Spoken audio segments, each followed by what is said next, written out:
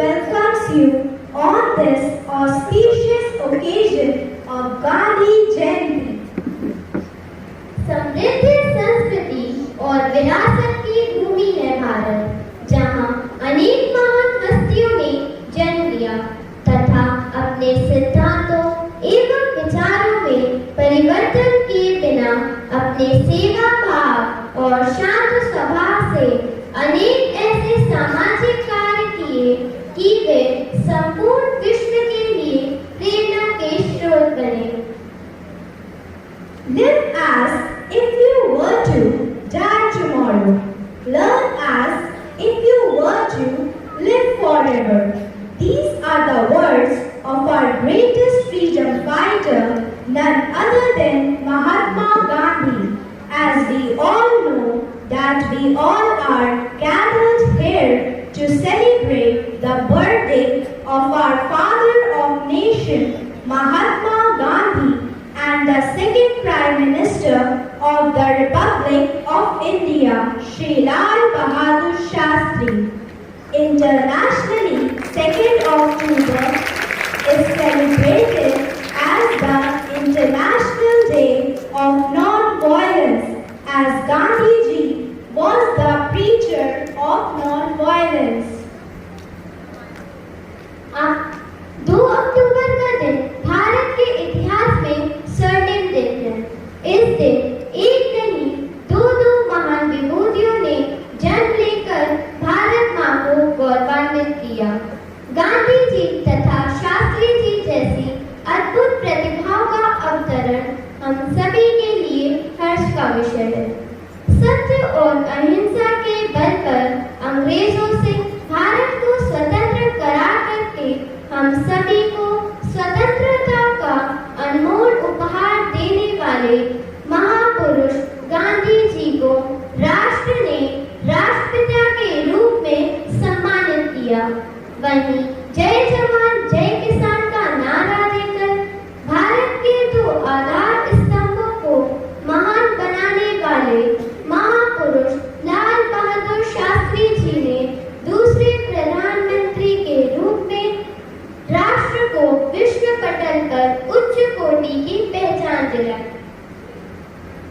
Prayer is an opportunity to spend time with God, to really understand the heart of God. We need to pray. Talking with God develops a deeper relationship with Him. आत्मा को परमात्मा में लीन करने का एकमात्र साधन प्रार्थना है। प्रार्थना व्यक्ति के विचारों एवं इच्छाओं को सकारात्मक करके निराशा एवं नकारात्मक भावों को नष्ट करती है। इतनी मेहरबानी मेरे ईश्वर तू मुझ पर बनाए रखना, जो रास्ता सही हो उस पर चलाए रखना, ना दुखे दिल किसी का मेरी वजह से, इतनी कृपा मेरे ऊपर बनाए रखना, इतनी कृपा मेरे ऊपर बनाए रखना। इन पंक्तियों के साथ आइए ईश्वर की प्रार्थना में लीन होते हैं अंशिका वर्मा के साथ। आइए हम सभी अपनी आंखें बंद करके हाथ जोड़कर स्वयं को प्रभु के चरणों में समर्पित करते हैं। हे परमपिता परमेश्वर, आज की यह स्वर्णिम आभायुक्त सुबह तथा ऊर्जा से परिसिंचित दिन प्रदान करने के लिए आपका कोटि कोटि धन्यवाद। हे प्रभु, इस ब्रह्मांड की रचना आप द्वारा की गई है तथा ब्रह्मांड के हर कण में आप ही बसते हैं। आपके विशाल स्वरूप के आगे हम सभी प्राणी अत्यंत सूक्ष्म हैं। हम जिस धरती पर जन्मे हैं, जिस धरती द्वारा हमारी जीवन धारा को अबाध रूप से चलायमान किया जा रहा है, उस धरती की रक्षा करना हमारा परम कर्तव्य है। इतिहास की कुछ अप्रिय घटनाओं की वजह से हमारी भारत भूमि को दासता के बोझ को सहना पड़ा। भारत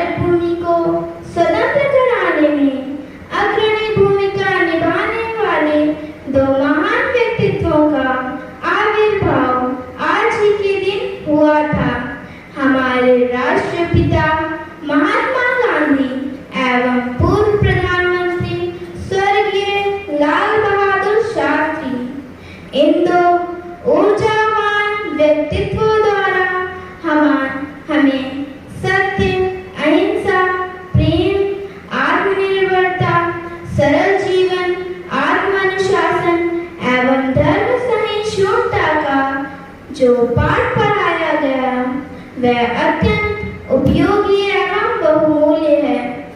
हे प्रभु, हमें ये वरदान दीजिए कि हम इन सभी मूल्यों को अपने जीवन में आत्मसात करके एक नई उत्तरदायी नागरिक के रूप में भारत भूमि को दिनों दिन सशक्त कर सकें। अपने स्तर पर विधि के नियमों का पालन कर वातावरण को स्वच्छ रखकर अपने देश की गरिमा एवं महानता का परम संपूर्ण विश्व में फहरा सकें। आज हमारी आपसे यही प्रार्थना है, इसे स्वीकार कीजिए। आमीन।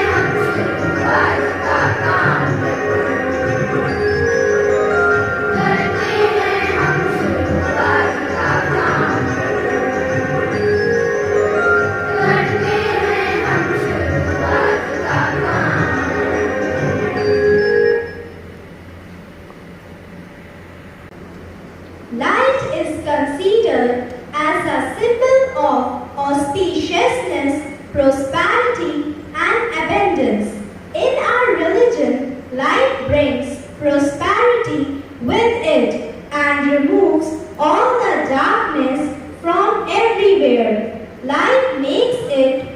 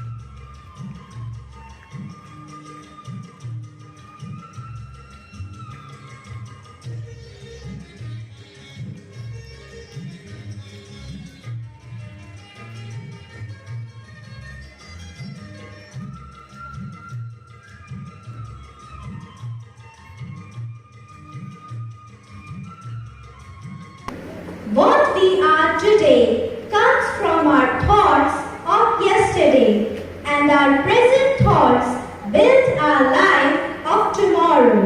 Our thoughts have the power to shape our lives and also to create happiness in our life. A thought attracts another thought and it makes a change. So let us listen the thought for today by Fareed.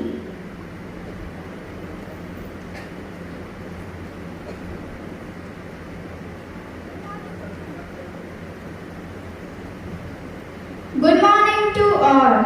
Thought for the day.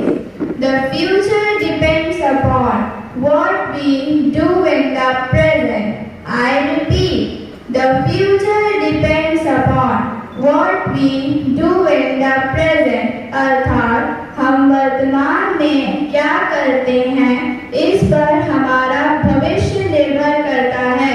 Thank you and have a nice day.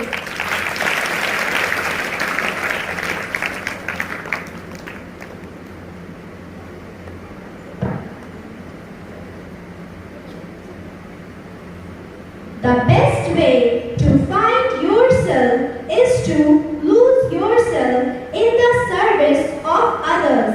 Mahatma Gandhi is called as Mahatma because of his great works and greatness all through the life. He was a great freedom fighter and non-violent activist who always followed non-violence while leading India for the independence from British rule. अहिंसा का पुजारी, सत्य की राह दिखाने वाला, ईमान का पाठ पढ़ा गया, वो बापू लाठी वाला. महात्मा गांधी इतिहास के पटल पर एक ऐसा नाम है जिसे भारत ही नहीं पूरी दुनिया में किसी परिचय की जरूरत नहीं. सत्य और अहिंसा का पुजारी जिसने बिना किसी शस्त्र को उठाकर अंग्रेजों को झुका दिया और भारत को आजाद करवाया. Poetry is an art of uniting pleasure with truth. Let's listen to an English poem on our father of nation, Mahatma Gandhi.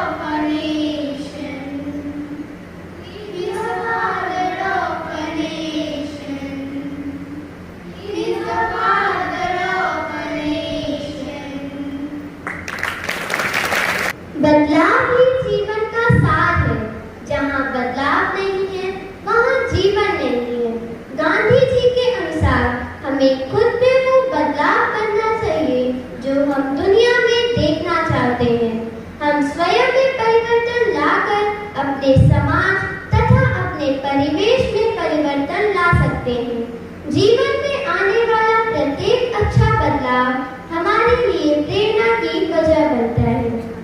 कोई फकीर कहता है, कोई महात्मा कहता है, कोई उन्हें दलितों का मसीहा कह के बुलाता है। सत्य और अहिंसा गांधी जी के मजबूत हथियार थे। उनके विचार और सिद्धांत उनके आभूषण थे। उनके विचार और सिद्धांत जैसे सत्य, प्रार्थना, अहिंसा, अस्तेय, अपरिग्रह तथा सत्याग्रह उनमें कब और कैसे अंकुरित हुए, आइए देखते हैं गांधी जी के जीवन से जुड़े कुछ प्रेरक प्रसंग इस लघु नाटिका के द्वारा।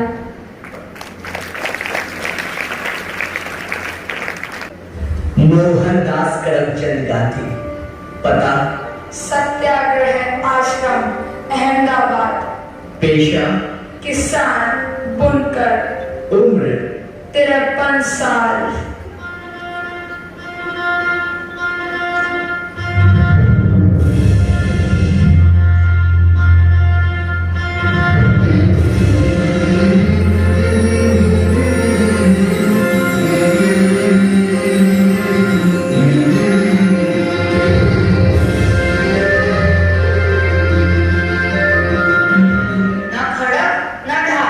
फिर भी पूरा देश आपके साथ। बिना गांधी भारत के बारे में सोचना भी संभव बना दिया। हम नई पीढ़ी के लोग ये समझना चाहते हैं कि कैसे आपने इस देश को जगा दिया। मोहन को अंधेरे से हमेशा डर लगता था। उसे लगता था कि रात के अंधेरे में कोई भूत आ जाएगा और उसे पकड़ लेगा। उस रात को बहुत अंधेरा था और उसे दूसरे कमरे में जाना था।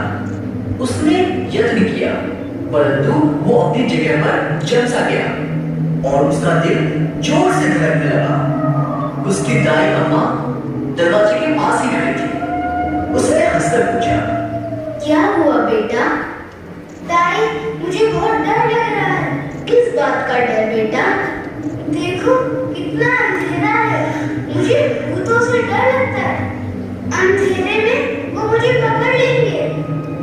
मोहन की आवाज डर के मारे कांप रही थी। रम्भा ने प्यार से उसके सर पे हाथ फेरा। अरे, अंधेरे से भी कोई डरता है? मेरी बात सुनो, राम जी को याद करो, फिर कोई भूत तुम्हारे पास नहीं आएगा, कोई तुम्हारा बाल भी बाबा नहीं कर पाएगा। राम जी तुम्हारी रक्षा करेंगे। सच? राम जी मेरी रक्षा करेंगे? तो फिर मैं राम जी के नाम का जाप करूंगा। रंभा की बातों ने मोहन को साहस दिया और वो राम नाम जपते हुए कमरे से बाहर निकला। और उस दिन से ना मोहन कभी घबराया और ना उसने कभी खुद को अकेला पाया। राम जी जो उनके साथ थे और इसी विश्वास ने गांधी जी को पूरे जीवन ताकत दिया।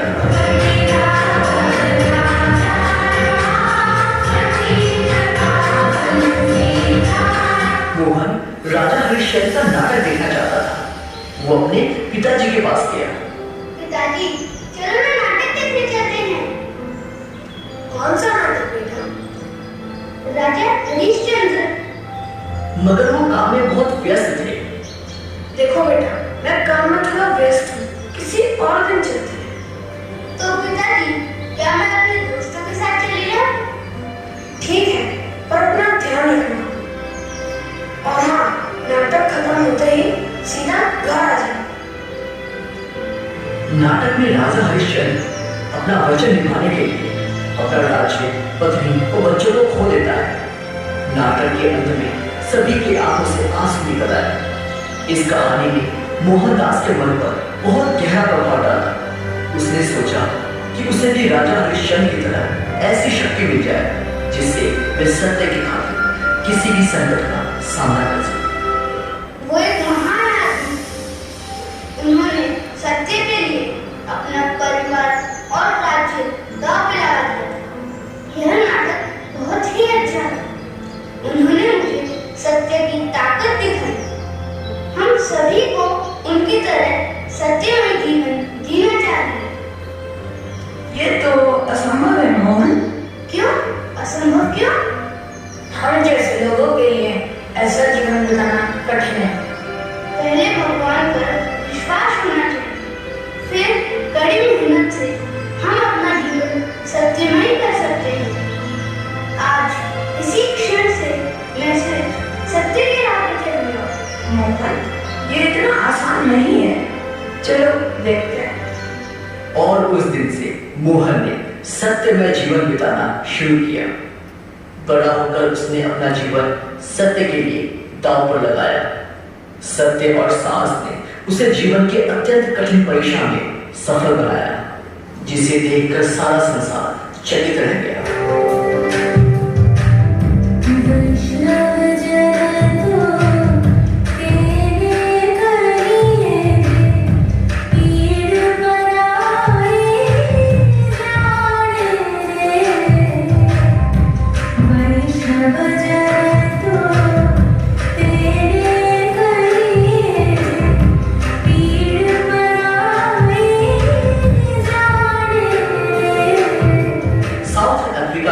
भारतीयों को शुद्ध समझा जाता था तथा हीनता से देखा जाता था और उन्हें कुली बुलाया जाता था।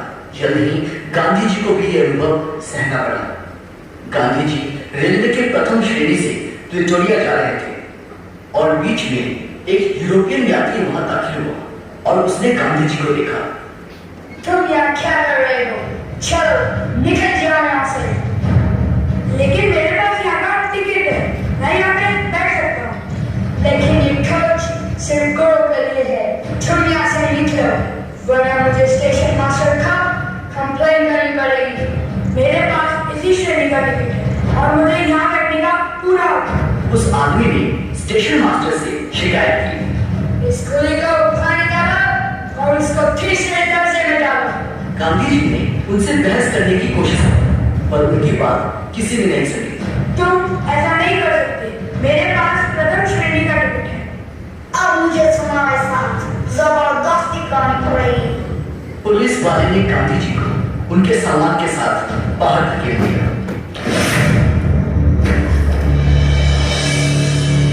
ट्रेन चली गई। गांधी जी ने कड़ी सर्दी में रात गुजारी, लेकिन उन्होंने अपने सामान को छुआ तक नहीं। इस घटना ने उनके जीवन का रास्ता ही बदल दिया। उन्होंने ऐसे अन्याय के विरुद्ध सत्य के हथियार का प्रयोग किया और आगे इसी हथियार को सत्याग्रह का नाम दिया गया।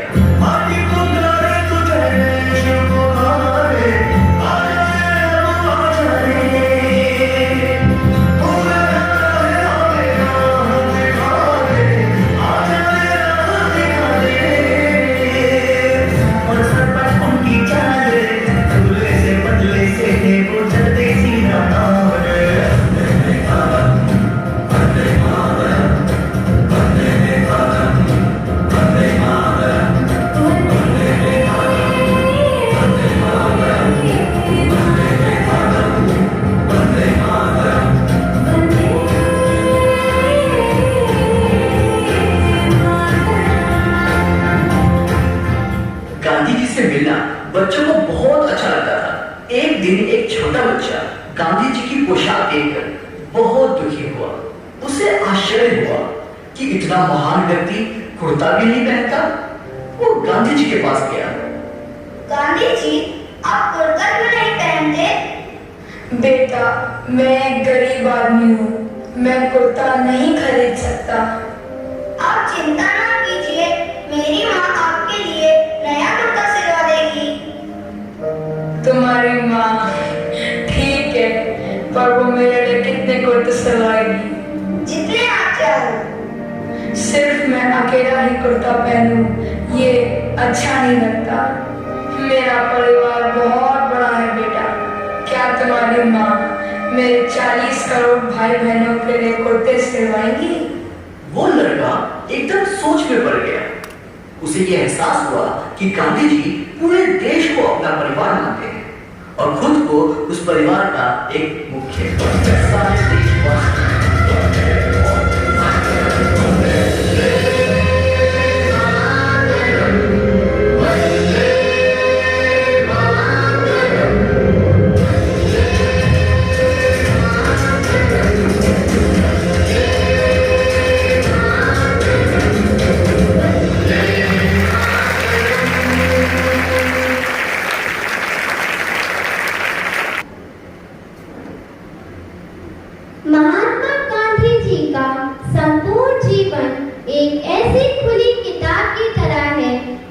हर पन्ना पलटने पर हमें एक नई शिक्षा मिलती है।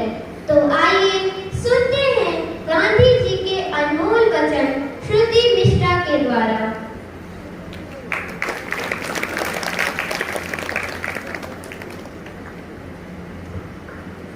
Good morning to all.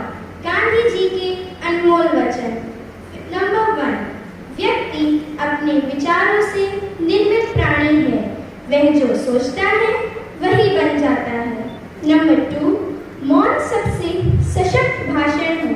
धीरे धीरे दुनिया आपको सुनेगी। नंबर 3, हमेशा अपने विचारों, शब्दों और कर्म के पूर्ण सामंजस्य का लक्ष्य रखें और सब कुछ ठीक हो जाएगा। नंबर 4, खुद को बदलाव बनिए जो आप दुनिया में देखना चाहते हैं। नंबर 5, आँख के बदले आँख पूरे विश्व को अंधा बना देगी। नंबर 6, विश्व के सभी धर्म भले ही और चीजों में अंतर रखते हों, लेकिन सभी इसी बात पर एक मत है कि दुनिया में कुछ नहीं, बस सत्य जीवित रहता है। नंबर 7, आप मानवता में विश्वास मत खोइए। मानवता सागर की तरह है। अगर सागर की कुछ बूंद गंदी है तो सागर गंदा नहीं हो जाता। नंबर 8, खुशी तब मिलेगी जब आप जो सोचते हैं, जो कहते हैं और जो करते हैं।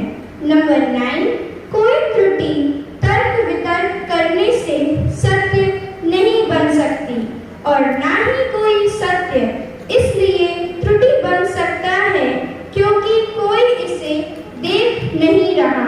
नंबर 10, अपने प्रयोजन में दृढ़ विश्वास रखने वाला एक सूक्ष्म शरीर इतिहास के रुख को बदल सकता है। नंबर 11, थोड़ा सा अभ्यास बहुत सारे उद्देश्यों से बेहतर है। नंबर 12, क्रोध और दुश्मन असहिष्णुता सही समझ के दुश्मन है। नंबर 13, अपनी गलती को सुधारना झाड़ू लगाने के समान है जो सतह को चमकदार और साफ कर देती है। नंबर 14, सत्य बिना जन समर्थन के भी खड़ा रहता है।